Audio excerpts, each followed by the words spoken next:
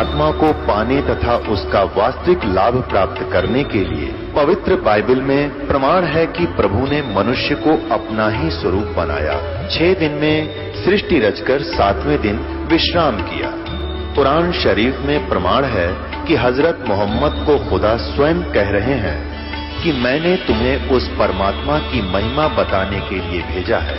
वो परमात्मा कबीर है जिसने 6 दिन में सृष्टि रची तथा 7वें दिन तख्त पर जा विराजा। उसकी खबर किसी बाखबर से पूछकर तो देखो। कृपया अवश्य सुनिए जगत गुरु तत्वदर्शी संत रामपाल जी महाराज के अमृत वचन। परमपिता परमात्मा पूर्ण ब्रह्म सारी सृष्टि के रचनहार कुल मालिक कबीर परमेश्वर जी की असीम कृपा से आज आप सत्संग सुनने के लिए उपस्थित हुए पुण्यात्माओं। परमेश्वर ने स्वयं ही आकर के हमें ज्ञान बताया है और उस ज्ञान के बिना सब जो हमने सुना था वो पूरा ज्ञान था। कहते हैं भक्ति मुक्ति के दाता सतगुरु भटकत प्राण फिरंदा, उस साहिब के हुक्म बिना नहीं तरवर पात हिलंदा। उस परमात्मा की असीम रजा आपके ऊपर हुई है। जब तक ये प्राणी परमेश्वर की शरण ग्रहण नहीं करता तब तक तो ये अपना प्रारब्ध ही भोग रहा होता है। शुभ कर्म करने की चेष्टा भी करता है तो विधि ठीक ना होने से वो यूजलेस होती है और अपना शेष जो संस्कार है वही पूरे कर रहा होता है। जिसमें पूर्ण परमात्मा की शरण में ये प्राणी आ जाता है, मर्यादावत चलता है, सतनाम का सिमरण करता है, गुरु जी के से प्राप्त उपदेश का विधिवत श्रवण करता है, फिर उसका सब कार्य परमात्मा से ही होता है। तो आज हमने जैसे आप जी ने कोई पावर का कनेक्शन ले लिया बिजली का, तो उसी के हिसाब से आपने सारे चेंज कर लिए। चक्की भी बिजली वाली ले ली, पशुओं का जो चारा काटने वाली मशीन भी बिजली से चलेगी, हैंडपंप भी बिजली से और आटा पीसन की चक्की भी बिजली से। तो फिर आपका सारा कार्य पावर से ही हो रहा है। तो ऐसे ही जब आपको ये कनेक्शन मिल जाता है तो आपके सब क्रियाएं बदल जाती हैं। परमात्मा का कनेक्शन जब आपको प्राप्त हो जाता है, शरण मिल जाती है, तो आपके सभी कार्य उस परमात्मा की पावर से ही होते हैं। या कहते हैं भक्ति मुक्ति के दाता सतगुरु भटकत प्राणी फिरंदा, उस साहिब के हुक्म बिना नहीं तरवर पात हिलंदा। उपदेश ग्रहण करके और फिर प्राणी भटकता है इधर उधर, मन को स्थिर नहीं करके कितना और जाता है, किसी संतों के पास जाता है या अन्य किसी और उपासना स्थल पर जैसे पहले भटका करते वहाँ जाता है। उसके लिए कहते हैं कि भक्ति और मुक्ति के सतगुरु ही दाता हैं, अन्य कोई नहीं है। ये भटकत प्राण फिरंदा, उस साहिब के हुक्म बिना नहीं तरवर पात हिलंदा। अब जब हम सतगुरु शरण में आ जाते हैं तो हमारे सारे कार्य परमात्मा के आदेश से ही होते हैं। और बाकी जो परमात्मा की शरण में नहीं है उनका प्रारब्ध भी वो अपना भोग रहे होते, उसमें कोई परिवर्तन नहीं हो सकता। उस मालिक के हुक्म बिना उसमें भी कोई परिवर्तन नहीं हो सकता। तरवर पात यानी वृक्ष का पत्ता भी नहीं हिल सकता। अर्थात कोई भी कार्य उस परमात्मा के विधान के विपरीत नहीं हो सकता। अपने विधान को स्वयं ही चेंज कर सकता है, दूसरे पर पावर नहीं है। परमात्मा बताते हैं मात पिता मिल जाएंगे, मात पिता मिल जाएंगे, 184 माही सतगुरु सेवा और बंदगी फेर मिलन की नाही। सत्संग की आधी घड़ी तप के वर्ष हजार, तो भी बराबर है नहीं कहें कबीर विचार।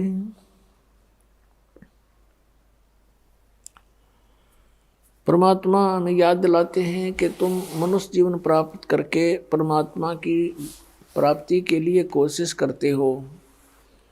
वो पुण्यात्मा जो पिछले भी जन्मों में मनुष्य शरीर धारण किए हुए थे और भक्ति कर रहे थे, उनको फिर तुरंत मनुष्य जीवन प्राप्त हो जाता है और फिर उनके अंदर पिछली जो प्रेरणाएं होती हैं परमात्मा की, वो विद्यमान रहती हैं।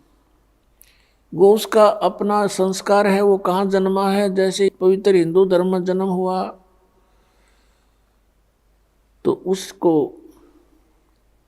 वो पिछले संस्कार इतना दबाव देते हैं कि वो अपनी साधनाएं किए बिना रह ही नहीं सकता, तो वो साधनाएं शुरू कर देता है।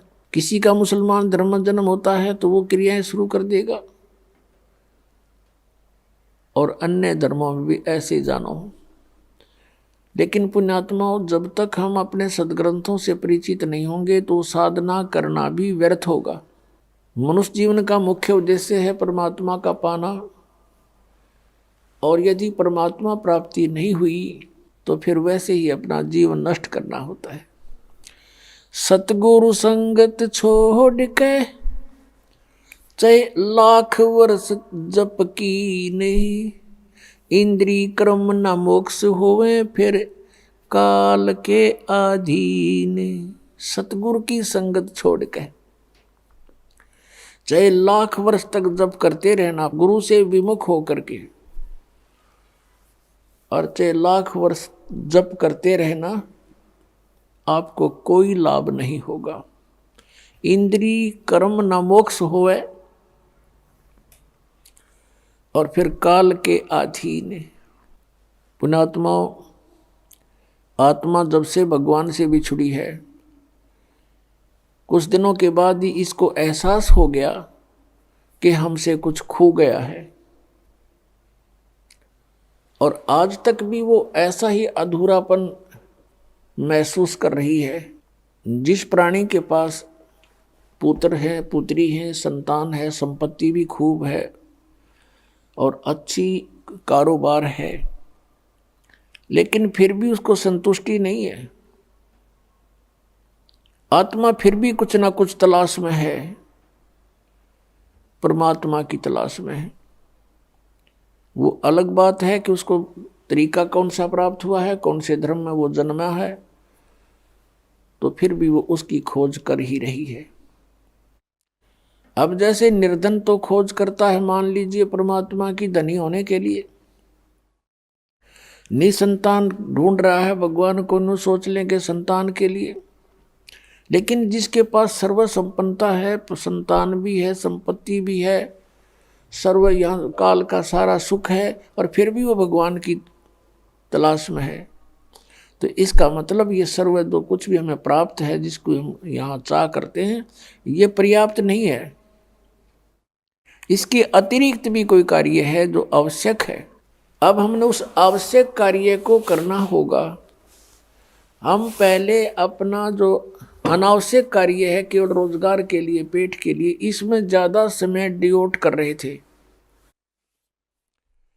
अब हमने ये ज्ञान हो गया कि मनुष्य जीवन का मूल उद्देश्य परमात्मा प्राप्ति है, तो अब हम अत्यधिक समय अपने भगवान के पाने के लिए लगाएंगे।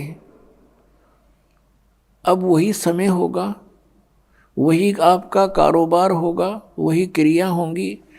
आपकी जो सांसारिक जो क्रियाएं हैं, जैसे पेट के लिए गुजारा सभी करते हैं, कोई सर्विस करता है, कोई दुकान किए हुए है, कोई किसान का काम करता है, कोई सर्विस कर रहा है, कोई मजदूरी करता है। काम आपका यही रहेगा, लेकिन इसमें भगवान का समय अधिक लगाना पड़ेगा। हमने कैसे लगाना पड़ेगा? कई कहते हैं समय नहीं मिलता। समय आपके पास बहुत है, तो आपके पास बहुत समय है। उस समय को हम समझ नहीं सके और उसका दुरुपयोग करते रहे। अब जैसे आप बस में बैठकर सफर कर रहे हो, मंत्र प्राप्त है आपको, बैठ के बस में और अपना सुमन शुरू कर दे, इधर उधर झांकिया में देखा नहीं, साथी ते बात घनी करे नहीं और अपना मंत्र करता रहे, तो वो 2 घंटे आपका समय सदुपयोग हो गया। आप जी किसी मजदूरी के लिए घर से चले हो, मजदूरी के स्थल तक पहुंचे तो वहां तक अपना सिमरण करे कई बार, और वहां जाकर भी मजदूर को या किसान को मानसिक कार्य नहीं होता, उसमें भी वो अपना भक्ति सिमरण कर सकता है। हमने देखा ये आली किसान हल के पीछे पीछे कोई रागनी गा रहा है, कोई और बकवास सोच रहा है मन में सारा दिन, तो उसका सदुपयोग कर सकते हैं हम और भक्ति भी कर सकते हैं। क्योंकि किसी भी सदग्रंथ को उठाकर आप देखिएगा या किसी भी महापुरुष का अनुभव आप पढ़िएगा, उन्होंने वही कार्य किया है जो संसार के आम व्यक्ति कार्य करते हैं और उन्हीं में परमात्मा को पाया है। उसी काम में सिमरण भी किया है, हठ योग नहीं किया किसी ने। जैसे कहते हैं 2.5 घंटे सुबह और 2.5 घंटे शाम अनिवार्य है ध्यान लगाना, मेडिटेशन करना, ये व्यर्थ की बातें हैं। पहली बात तो इनका ज्ञान गलत, ये ध्यान लगाओगे का झूठा ज्ञान और ध्यान का लावे, ये वाद विवाद चतुराई वाद विवाद है इनका, चतुराई दिखा रहे हैं। और बात रही हठ योग की, किसी भी संत महापुरुष ने हठ योग नहीं किया और किसी भी सदग्रंथ में प्रमाण नहीं कि तू बैठ कर कति एक जगह बैठ कर भक्ति कर ले। श्रीमद् भगवद गीता अध्याय नंबर 3 के श्लोक नंबर 4, 5, 6 में स्पष्ट किया है कि अर्जुन, यदि तू काम छोड़ कर हठ योग करने लग गया, अगर तू कर्म सन्यासी हो गया, कर्म सन्यासी का अर्थ है काम छोड़ के और एक जगह बैठ जा, चाहे जंगल में बैठा चाहे कोई गुफा बना ले या घर पर बैठ के वो व्यर्थ प्रयत्न कर रहा है, तो फिर तेरा निर्वाह कैसे चलेगा? फिर क्या है? इस काल ने 5वें अध्याय के अंदर फिर अपनी टांग अड़ाई है गीता ज्ञानदाता ने। उसमें इसने बताया है कि ऐसा आसन हो, ना घना ऊंचा हो ना नीचा हो, एकांत स्थान हो, नाक के आगे ध्यान लगावे और ऐसे भक्ति करे। ये इसका अपना मत है, ये योग वेद ज्ञान नहीं है, ये इसका अपना मत है। गीता जी के अंदर 2 तरह का ज्ञान है, एक तो वेद ज्ञान है और फिर दूसरा इसने अपना मत उसमें डाला है। तो अब यदि हम इस 5वें अध्याय वाले क्रियाओं को सही माने तो तीसरे वाले गलत होगी, जिसमें नो कहा तू एक जगह बैठ के कर्म सन्यासी हो गया तो तेरा निर्वाह कैसे चलेगा, इसलिए तो युद्ध भी कर, सिमरण भी कर, काम भी कर, भक्ति भी कर। ये तो वेद ज्ञान है, ये सही ज्ञान है। क्योंकि यजुर्वेद अध्याय नंबर 40 के मंत्र नंबर 15 में कहा है कि वायु अनिलम अथ इदम भस्मांतम शरीरम ओम कर्तु समर किलबे समर कर्तुम समर। ओम नाम का जाप काम करते करते सिमरण करो, विशेष कसक के साथ सिमरण करो, श्रद्धा के साथ, और अपने मनुष्य जीवन का मूल कर्तव्य जानकर सिमरण करो। तब भस्मांतम शरीरम अमृतम, आपका जब शरीर छूटेगा, आपका जब शरीर अंत होगा, उस समय आपको जो ओम नाम से अमृतव प्राप्त होना है वो उससे ही प्राप्त होगा जितना आप उससे अमर हो सकते हो। जैसे ओम नाम के जाप का साधक ब्रह्मलोक में जाता है क्योंकि ये ब्रह्म की साधना है, और ब्रह्मलोक में जाने के बाद भी फिर ये वापस आता है।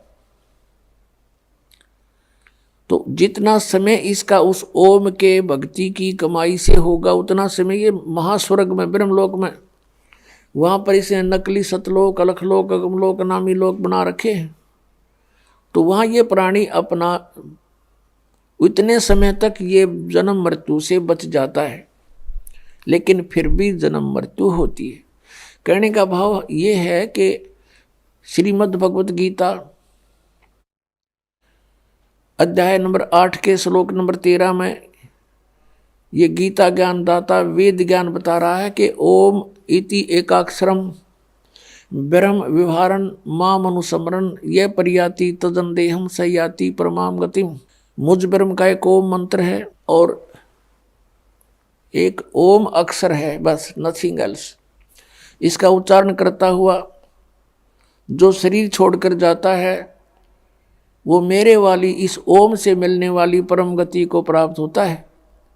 7वें अध्याय के 18वें श्लोक में कहा कि अर्जुन, ये ज्ञानी आत्मा है तो उद्धार, लेकिन इनको तत्वदर्शी संत ना मिलने से मेरे वाली अनुत्तम गति में ही आश्रित हैं।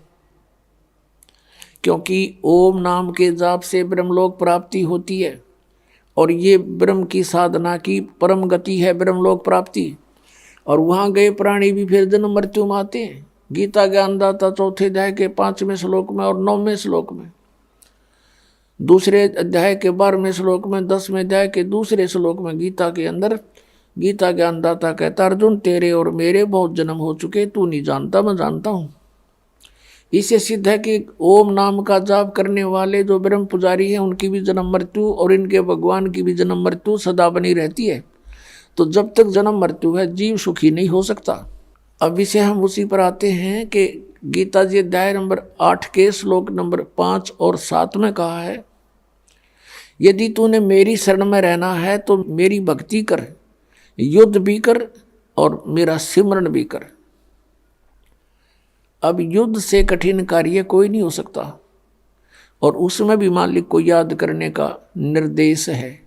यही तरीका उस परमपिता के पाने का 8वें अध्याय के 8, 9, 10 श्लोक में गीता जी में कहा कि उस परमात्मा की भक्ति करेगा तो उसको प्राप्त होगा।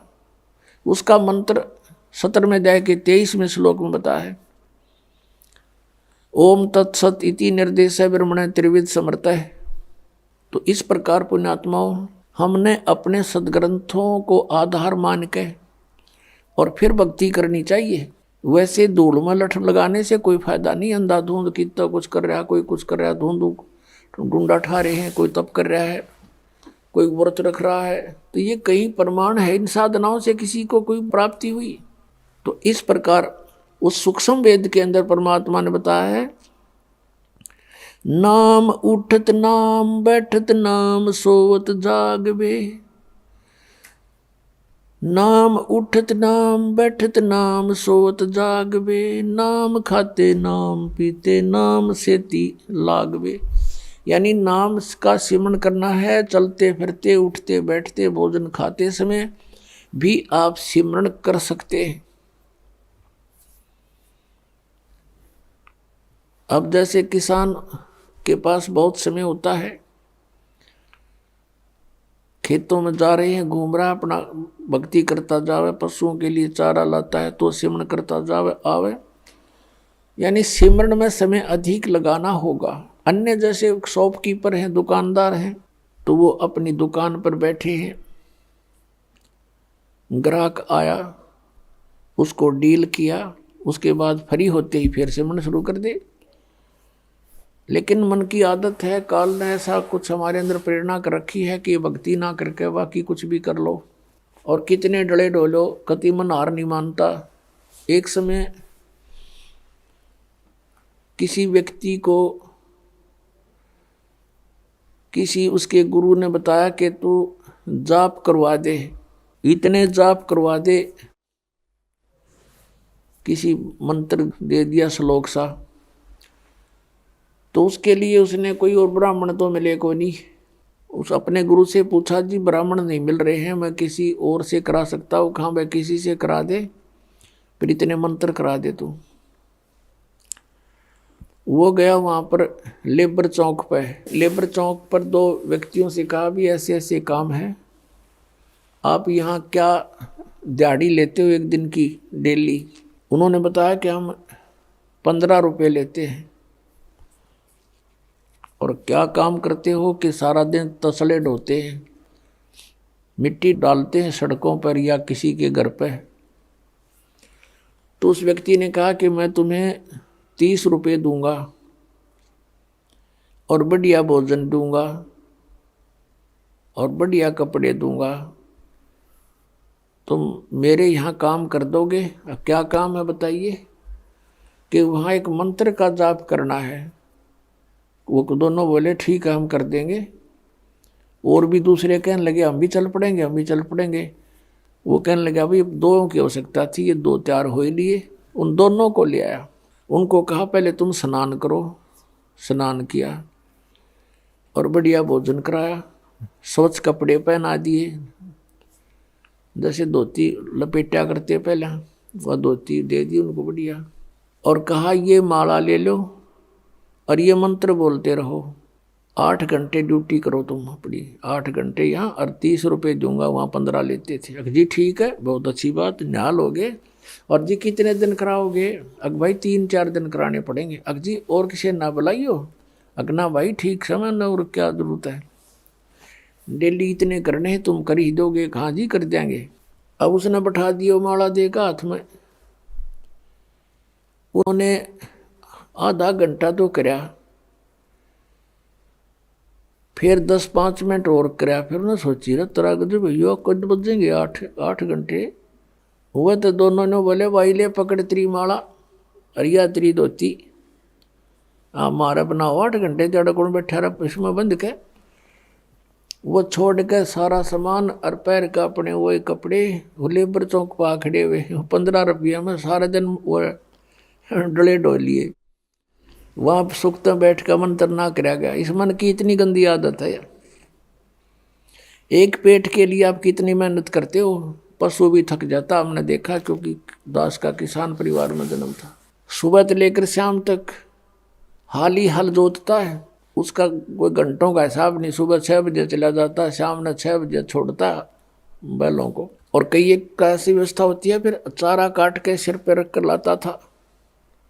बैलों को तो छोड़ देता था, वो अपना चारा चरते थे और वो हाथ से उनकी चारा काटता था और फिर उनके लिए सारा चारा डालता था।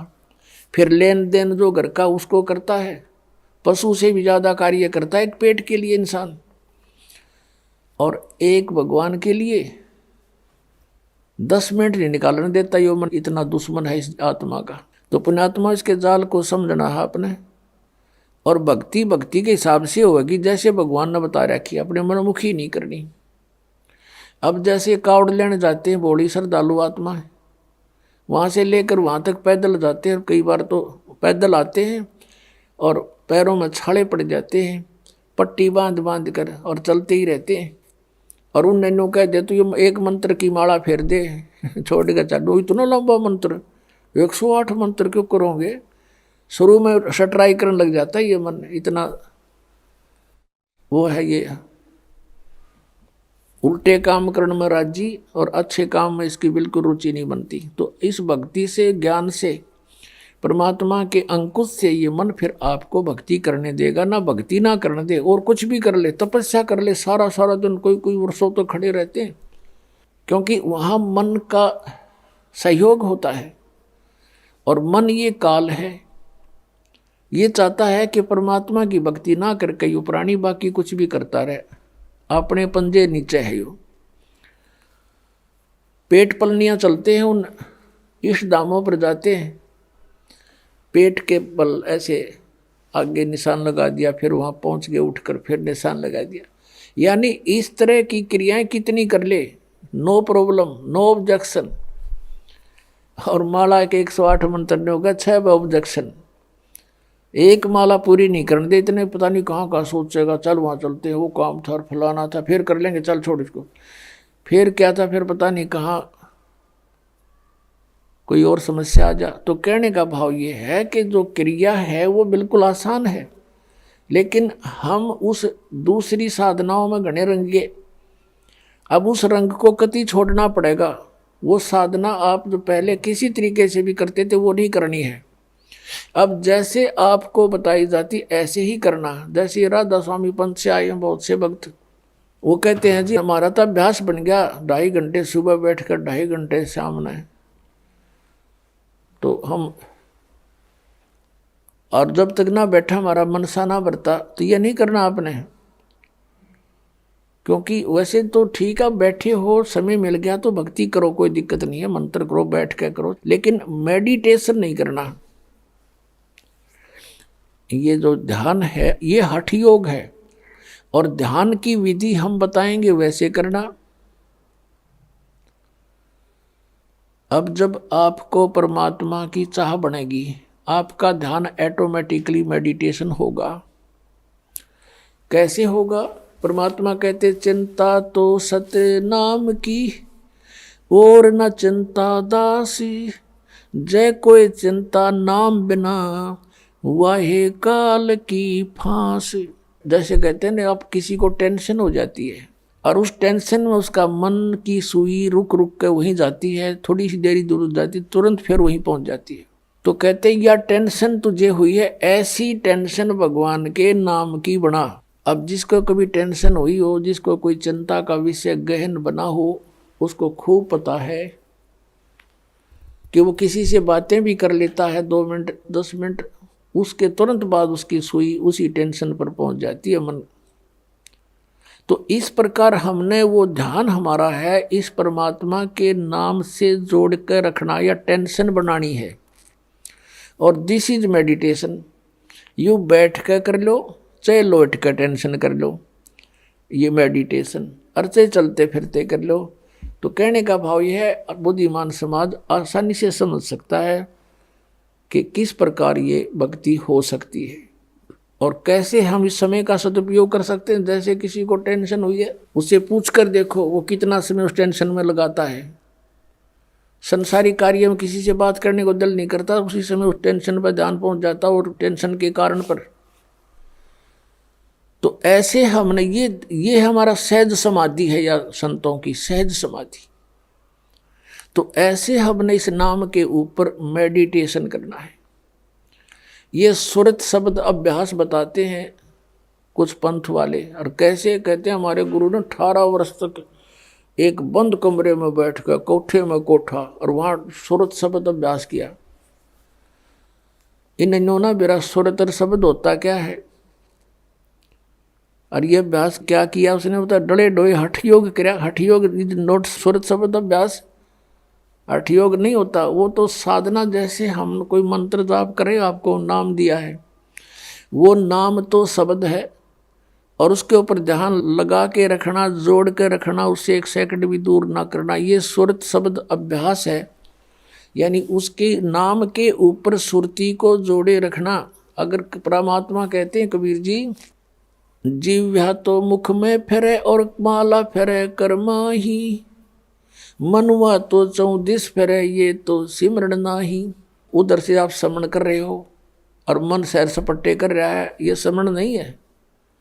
आप क्या बोल रहे हो, किस मंत्र का उच्चारण कर रहे हो, चाहे मन कर रहे हो, चाहे श्वास से कर रहे हो, श्वास से भी जो जाप कर रहे हो उसके ऊपर आपका ये सुरत रहे। तुम बोल कौन सा मंत्र कर रहे हो, कौन सा छोड़ रहे हो, कौन सा ले रहे हो।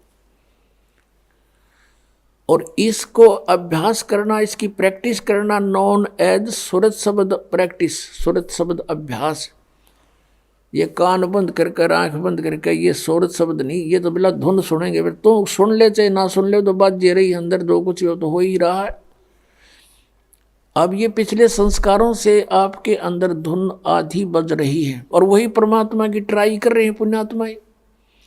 जो पिछले संस्कारी बाकी तो बात भी ना करते, घूटी लाओ मौज करें, अपना जैसा भी उनको धंधा करते रहते हैं। तो आपके अंदर पहले से ही विद्यमान है वो, जो कुछ भी आपको ये अनजान गुरु सुनवाया करते थे, धुन सुन ले, धुन सुन ले। अब जैसे आपके बैंक में, अकाउंट में, आपके खाते में, आपकी कॉपी में और 1 लाख रुपया जमा हो गया, उस 1 लाख रुपए को आप चाहे डेली देख लो उस पुस्तक बैंक की कॉपी में, रोज देख लो, चाहे सारा दिन देखते रहो, वो तो 1 लाख जमा ही है आपके। और आगे कोई आप व्यवसाय नहीं करोगे, नौकरी मजदूरी नहीं करोगे, तो वो 1 लाख में तो घटेंगे, बढ़े को नहीं। तो दिस इज मेडिटेशन। इस मेडिटेशन में आप सुनना चाहते हो, कुछ देखना चाहते हो, जैसे सतयुग त्रेता द्वापर में परमात्मा ने काल को इसलिए छूट दे दी थी कि उन दिनों में घने पुण्यकर्मी प्राणियों का जन्म होता है उस युगों में, और वो पिछले पुण्यकर्मी संस्कारी साधक होते हैं। प्रत्येक, चाहे कोई गरीब है चाहे अमीर है, चाहे कोई किसी वर्ण में जन्मा होता है, वो सभी भक्ति किया करते हैं उन युगों में, और उनका ध्यान लगता है, मेडिटेशन लग जाता है 1 सेकंड में। और व्हाट इज मेडिटेशन? मेडिटेशन है क्या उनका? जैसे हमारे शरीर में कमल बने हुए हैं, हमारी रीढ़ की हड्डी जो बैकबोन है, इसके अंदर की साइड में कमल बने हुए हैं, यानी कमल चक्कर बने हुए हैं। जैसे एक टेलीविजन के अंदर चैनल होते हैं, और जो भी चैनल ऑन कर दिया जाता है तो उस चैनल में जो कार्यक्रम दिखाई देता वो कहीं और स्थान पर विद्यमान है, और वहाँ से रिले होकर के वो सिर्फ दिखा रहा है कि ये चैनल में वहाँ ये कार्य हो रहा है। तो ऐसे ही हमारे शरीर के अंदर चैनल हैं, मूल कमल, फिर उससे 2 अंगुल ऊपर स्वाद चक्र, फिर नाभि चक्र जिसको नाभि कमल भी कहते हैं, और फिर हृदय चक्र हृदय कमल, और फिर कंठ का चक्र कंठ कमल, और फिर त्रिकुटी का कमल, और फिर सहस्रार कमल। तो इस प्रकार हमारे शरीरों में चैनल बने हुए हैं, कमल है। और जो साधक होते हैं पुण्यकर्मी प्राणी, वही परमात्मा की खोज में कोई प्रयत्न करते हैं, तो पहले युगों में प्रत्येक व्यक्ति की समाधि हो लग जाती थी, मेडिटेशन हो जाता था। जो ट्राई करना चाहता था तो फिर वो ये सोच ले, उसको फिर अंदर क्या होता है, उसका कोई कमल पिछले पुण्यों से, पिछले संस्कार से खुल जाता है अभ्यास से। तो वो उस चैनल में क्या होता है कि जैसे फिल्म शुरू हो जाती है, फिल्म एक मूवी शुरू हो जाएगी, उस चैनल पर जहाँ से प्रोग्राम आ रहा है वो सारा दिखाई देना शुरू हो जाता है। कोई नाच रहा है, कोई गा रहा है, कहीं राजा की सवारी आ रही है, जैसे फिल्म चलती है, कहीं झरने बह रहे हैं, कहीं फलदार वृक्ष नजर आ रहे हैं, कहीं फूलों की बहुत लंबे चौड़े बाड़ी है, बगीची है, तो वो सारा कुछ देखता रहता। कहीं गाने हो रहे हैं, कहीं अप्सराएं नाच रही हैं। तो मेडिटेशन करने वाले जो साधक होते थे, तो यो मन वैसे ना टेकने दे उनको, 10 मिनट भी ना बैठने दे। ये तो कई कई घंटे बैठे रहा करते, कई वर्षों तक बैठ जाते थे। अब अंदर यू बाहर की वस्तुओं से इस मन को अधिक अट्रैक्टिव चीजें अंदर दिखाई देनी शुरू कर देती है, इसलिए ये फिर वहां धक्के खाता रहता, उस देखता रहता उस चैनल पर मूवी को। ना ये सिमरण करता, सिर्फ बैठ के हठ योग हो गया, इस तप बन गया। तप से राज प्राप्ति होती है, तप से राज मदमानम, और जन्म तीसरे फिर शुक्र सवानम। 2.5 घंटे सुबह बैठ कर ये के ढूंढेंगे भगवान को, ये सिर्फ मूर्ख बनाने वाली बातें हैं। नीम हकीमों का ये तरीका है। तो ऐसे ये ऋषि लोग सतयुग त्रेता द्वापर में ऐसे साधना किया करते, सभी करते थे। जैसे आपने महाभारत पढ़ा हो तो युद्ध के बाद श्री कृष्ण भी अपना ध्यान करता है, सिमरण करता है, अर्जुन भी बैठ जाता है, ध्यान करते हैं, सिमरण करते हैं। लेकिन सिमरण उस टाइम तो उनका युद्ध का हो था, कल क्या करना है, बेशक वो बैठ जाते थे, लेकिन वो जो समस्या थी उनकी, उन्हीं पर उनके विचार विमर्श आंतरिक होते थे। भाव ये है कहने का कि उनके पिछले इतिहास से हमें पता लगता है कि प्रत्येक प्राणी भक्ति करने की चेष्टा करता ही रहा है, और उस समय उनकी समाधियां भी लग जाती थी, जिस कारण से वो अपने क्रिया को अंतिम और सही मानते रहे। गीता जी अध्याय नंबर 4 के श्लोक नंबर 25 से लेकर 30 तक स्पष्ट किया है कि अर्जुन कोई देवताओं की पूजा करता है, कोई मेडिटेशन करता है, ध्यान लगाता है, कोई स्वाध्याय करता है, और कोई तीक्ष्ण अहिंसावादी व्रत रखता है, और कोई प्राणायाम करता है, कोई केवल योग आसन ही करता है, और सभी अपनी अपनी साधनाओं को पाप नाशक जानते हैं। फिर गीता जी अध्याय नंबर 4 के श्लोक 32 में कहा कि अर्जुन, ऐसी धार्मिक अनुष्ठानों की जानकारी विस्तार के साथ सच्चिदानंद घन ब्रह्म की वाणी में ब्रह्मणे मुखे उसमें कही गई है सही विस्तार के साथ। परमेश्वर ने स्वयं आकर अपने मुख कमल से बोली है, वो साधना है सही, और वो है तत्व ज्ञान। चौथे अध्याय के 34वें श्लोक में कहा कि फिर उस तत्व ज्ञान को तू तत्वदर्शी संतों के पास जाकर समझ, उनको दंडवत प्रणाम करने से, कपट छोड़ करके उनसे प्रार्थना करने से वो तत्वदर्शी संत तुझे परमात्म तत्व का ज्ञान कराएंगे, उनसे पूछो। तो इससे एक तो ये सिद्ध हो गया कि Gita is not complete knowledge. Shrimad Bhagavad Gita में कंप्लीट स्पिरिचुअल नॉलेज नहीं है, इनकम्प्लीट है, लेकिन गलत नहीं कह सकते। हाँ, गलत वो है जैसे इस काल ने कुछ युद्ध कराने के लिए अर्जुन से अटकलबाजी की है। अभी आपको बता के 5वें अध्याय में वो कहता है कि ऐसे आसन लगा ले, ऐसे बैठ जा, नाक के आगे ध्यान लगा। ये इसका अपना मत है, स्वयं कहता है ये मेरा मत है, और बाकी वेद ज्ञान है। अब जैसे इसने युद्ध कराने के लिए अर्जुन से कहा दूसरे अध्याय के 37 और 38 श्लोक में कि अर्जुन लाभ हानि को छोड़ के और किसी जय पराजय की भी चिंता ना करके तो युद्ध कर ले। अब पहली तो बात समझ की है कि बिना बगैर लाभ हानि के कौन सिर फुड़वावे, और फिर तुरंत कहता है कि यदि तू युद्ध में जीत गया तो पूरी पृथ्वी का शासन प्राप्त होगा, राज भोगेगा, और यदि तू युद्ध में मारा गया तो स्वर्ग में जाएगा, तेरे दोनों हाथों में लड्डू हैं, युद्ध कर ले। बता, इसका कोई थ्योरी है? पहले मैं तो कह रहा है कि लाभ और हानि छोड़ कर युद्ध कर ले, हार जीत की भी चिंता ना करे, और तुरंत लाभ हानि बता रहा है कि यदि मारा गया तो स्वर्ग में जाएगा और जीत गया तो पृथ्वी का शासन भोगेगा। बता, आप पे लाभ हानि बता रहा है, फिर क्या लाभ हानि मत सोचे। तो ये इसकी अटकलबाजी जो इस तरह की बकवाद इस काल ने युद्ध कराने के लिए की है कि किसी तरह यू नाश हो, वो करवा दिया इसने। फिर सतगुरु संगत छोड़ के लाख वर्ष जप कीने, इंद्री कर्म ना मोक्ष होए फिर काल के अधीन। एक लड़की थी राबिया नाम की, मुसलमान धर्म में जन्म था और बहुत अच्छी पुण्यकर्मी प्राणी थे, पिछले संस्कार अच्छे थे। परमात्मा कहते हैं जो जन मेरी शरण है ताका हूँ मैं दास, गेल गेल लाग्या फिरूं जब तक धरती आकाशी। पुण्यात्मा, आप कोई आम आत्मा नहीं हो, आप कभी ना कभी परमेश्वर कबीर जी के चरणों में रहे हो। जैसे आज से 600 वर्ष पहले सन 1398 से सन 1518 तक परमात्मा 120 वर्ष तक यहाँ पृथ्वी पर रहे, एज ए सतगुरु रूप में रहे, और स्वयं परमात्मा भी थे। यहीं से इस पूरे ब्रह्मांडों का रिमोट उनके हाथ में था। तो उस समय उस परमात्मा के 64 लाख शिष्य हुए थे।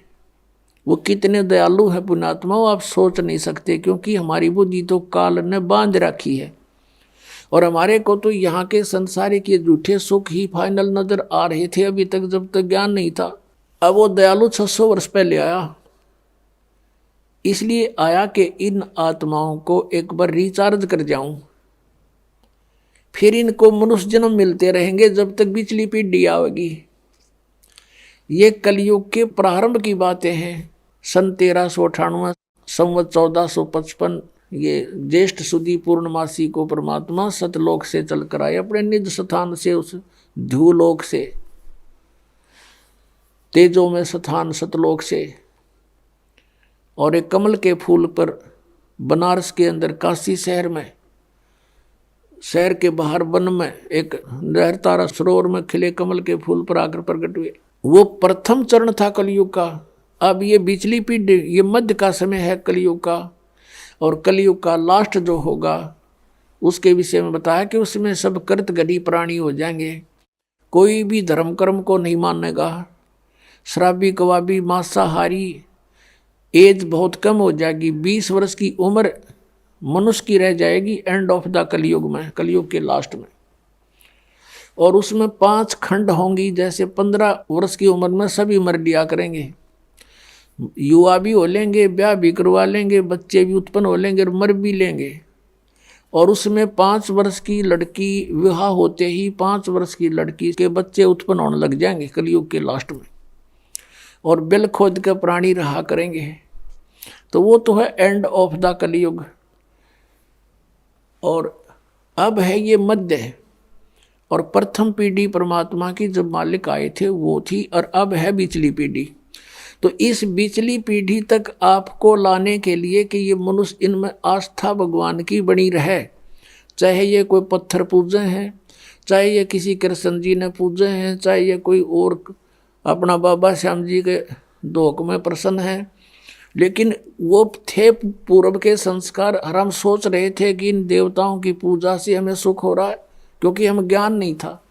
जैसे ये दास भगवान श्री कृष्ण का विशेष पुजारी था, भगवान विष्णु समझो, कृष्ण श्री राम, भगवान शंकर, हनुमान जी का पुजारी, यानी जैसे सारी कौड़ी भर रहे थे। पहले साधली साधना कराया करते थे।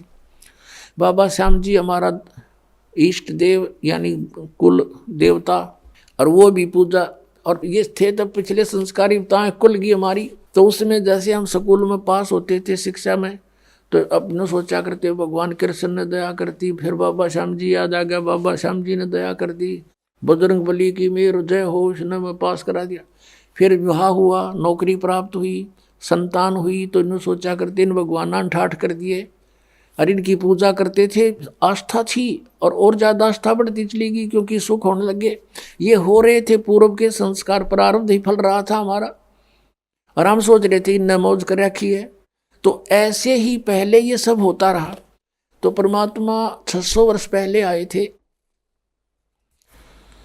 और वो कहीं भी जा करके खड़े हो जाते थे, जैसे कोई मदारी तमाशा कराया करे, और खड़े हो जाते थे चौराहे पर या गली के बीच में गांव में, और वहाँ गाने लग जाते थे, अपना शब्द सुनाया करते थे।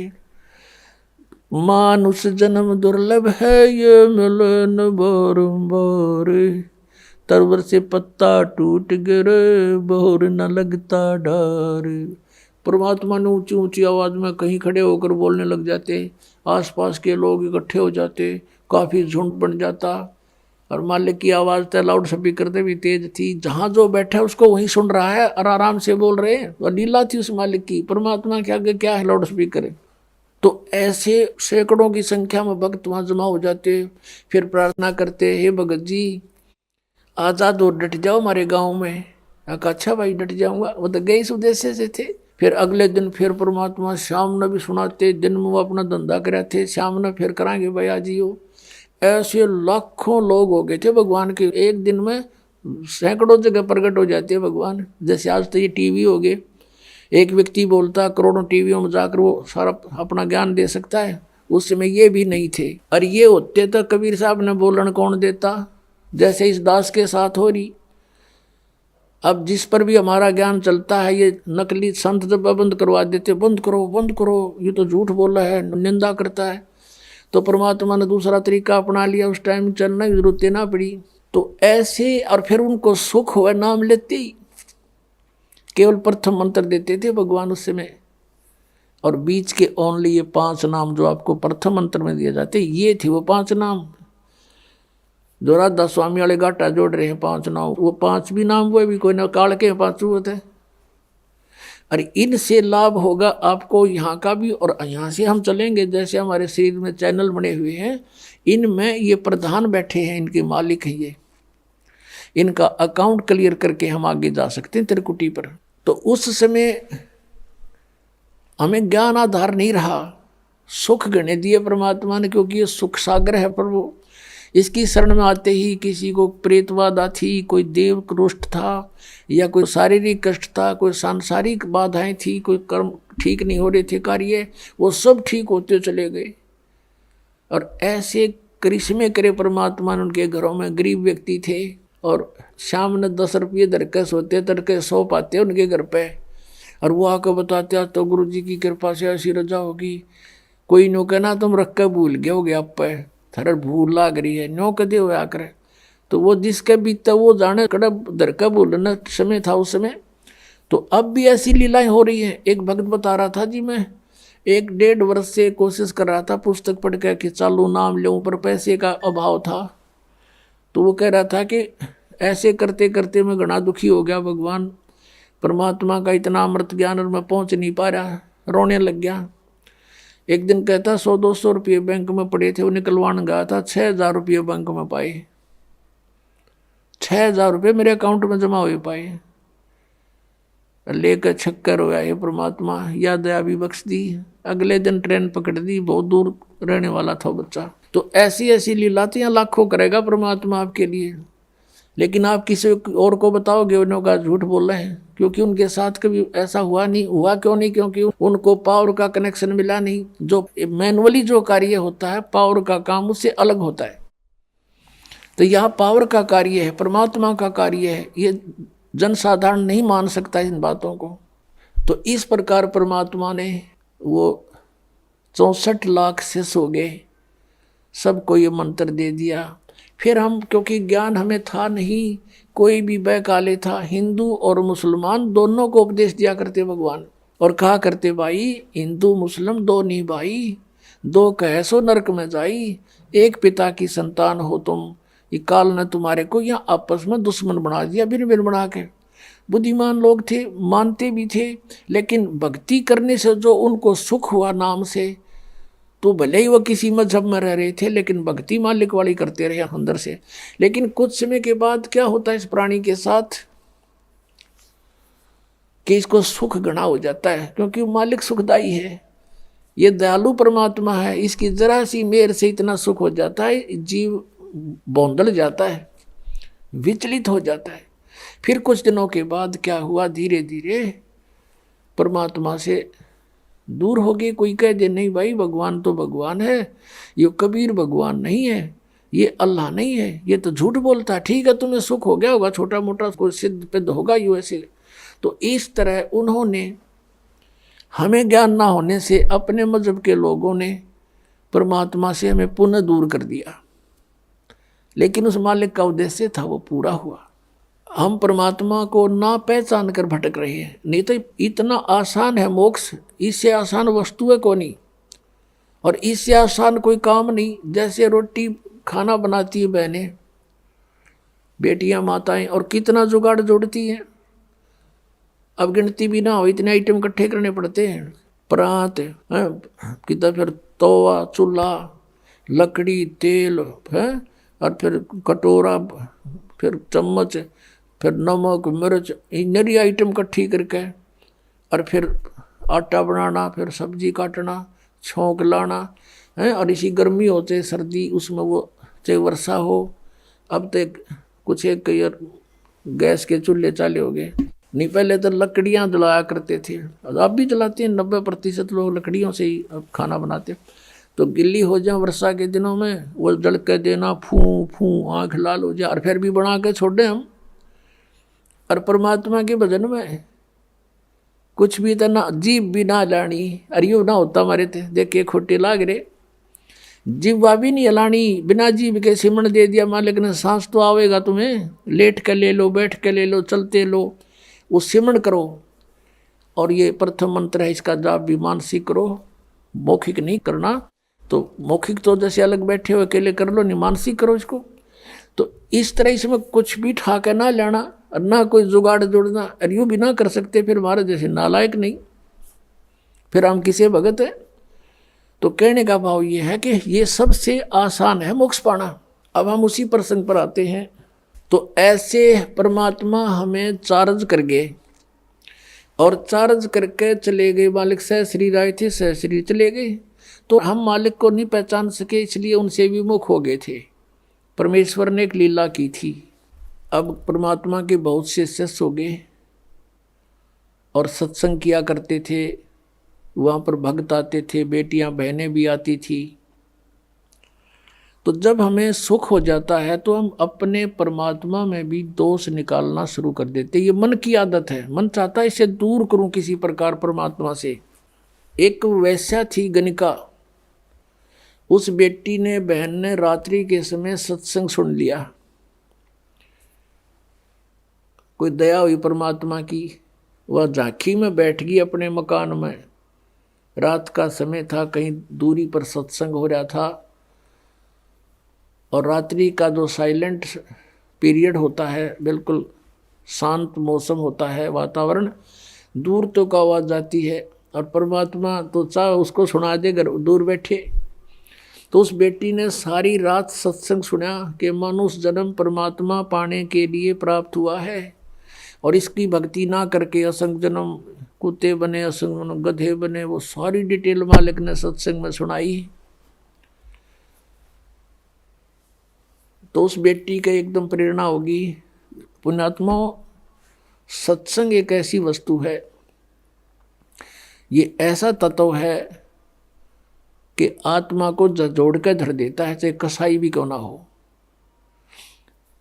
तो उस बहन की नींद हराम होगी कि तेने तो जुल्म कर दिया, तेरा तो कोड लगेगा, बुरा हाल होगा, और शुभ काम कोई बना नहीं है भगवान। अब क्या बने? सारी रात बेचैनी में इधर उधर घूमती रही। जब सत्संग के बोलिया तो अगले दिन वो फिर मालिक ने दया करी, वहीं आसपास किसी दिन 1-2 दिन के बाद वही सत्संग उसके हो गया आसपास। अब वो लड़की वहां पहुंची, परमात्मा से कहा कि हे गुरुवर, क्या मेरे जैसी पापन का भी उद्धार हो सकता है? परमात्मा ने कहा बेटा, उसने कहा, परमेश्वर ने पूछा कि आप क्या बात बेटी, या तो कोई भी मुझे निरपराध व्यक्ति नजर नहीं आता, सभी कोई ना कोई अवगुण करते ही रहते हैं, और सत्संग में उसी का समाधान होता है। उस लड़की ने कहा, परमात्मा मैं तो बहुत निकम्मी औरत हूँ, ऐसे ऐसे मैं गणका हूँ, वैसा हूँ, क्या मेरे जैसी दुष्टा का भी उद्धार हो सकता है? परमात्मा ने कहा बेटा, अब कितना ही मैला कपड़ा है, उसका साफ करने का तरीका साबुन और जल है। सत्संग यही काम करता है। लेकिन बेटी, पीछे बनी सो बनी, आगे मत करना। कान पकड़ दिया उस बेटी ने कि आज के बाद परमात्मा कुछ भी नहीं करूंगी, मैं अपना मांग का भोजन खा लूंगी। फिर परमात्मा ने कहा बेटा, जो भी तेरा ठीक है संस्कार था, लेकिन इस संस्कार को चेंज कर देंगे हम, भक्ति करना। अब उस लड़की ने उपदेश ले लिया।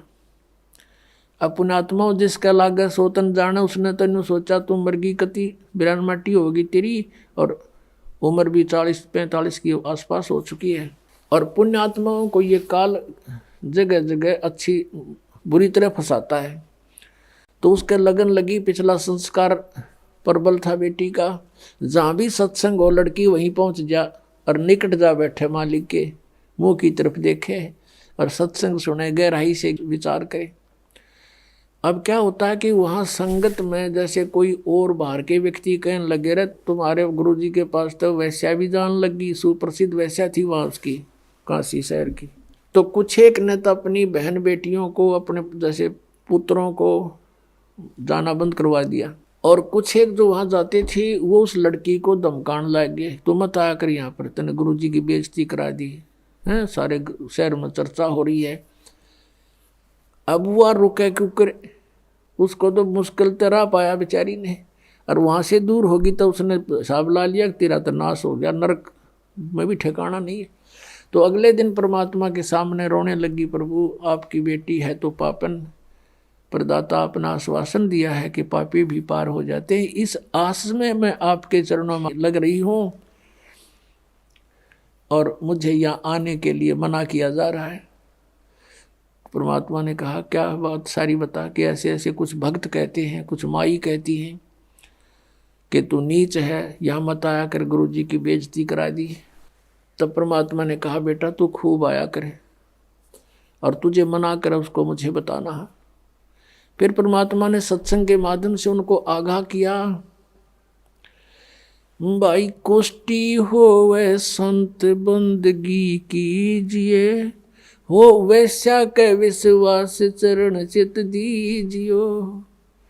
यदि कोई भगत के कोड भी लाग रहा हो, चाहे कैंसर हो रही हो, लाड़ पड़ती हो, और वो भक्ति कर रहा है, नाम ले रखा है, उससे नफरत नहीं करनी चाहिए, उसको भी सत्साई बुलावे, प्यार से बोले, ये तो किसी का भी हो सके यह बीमारी, तो आपका भी हो सके जब बकवाद करोगे तो। लेकिन अब वो भक्ति कर रहा है तो भक्त हो गया वो, और इससे उसको राहत भी मिलेगी।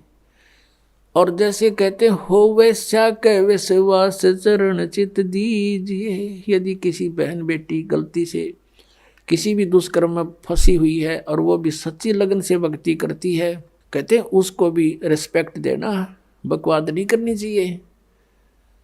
तो इस तरह के बहुत से प्रमाण दिए कि इंसान अपने अवगुणों को नहीं देखता, दूसरों में दोष निकालता है।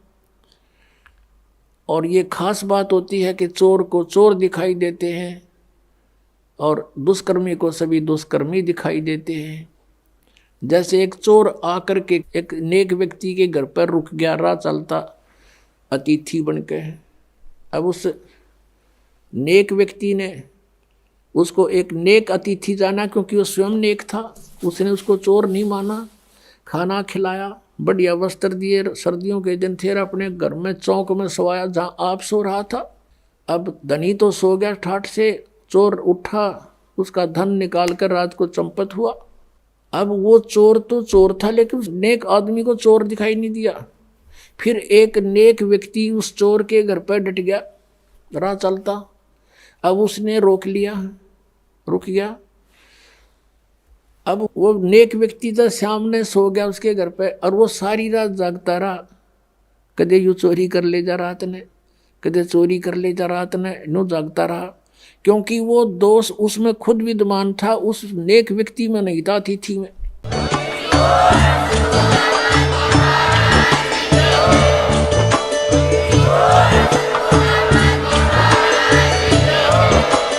आप सुन रहे थे जगत गुरु तत्वदर्शी संत रामपाल जी महाराज जी के मंगल प्रवचन। अधिक जानकारी के लिए विजिट कीजिए हमारी वेबसाइट www.jagatgururampalji.org। संत रामपाल जी महाराज जी के शुभ आशीर्वाद से पूरे विश्व भर में 500 से भी ज्यादा नाम दीक्षा केंद्र हैं, जिन पर संत रामपाल जी महाराज जी द्वारा ऑनलाइन निशुल्क नाम दीक्षा दी जा रही है। अपने नजदीकी नाम दीक्षा केंद्र का पता करने के लिए संपर्क करें 8222880541।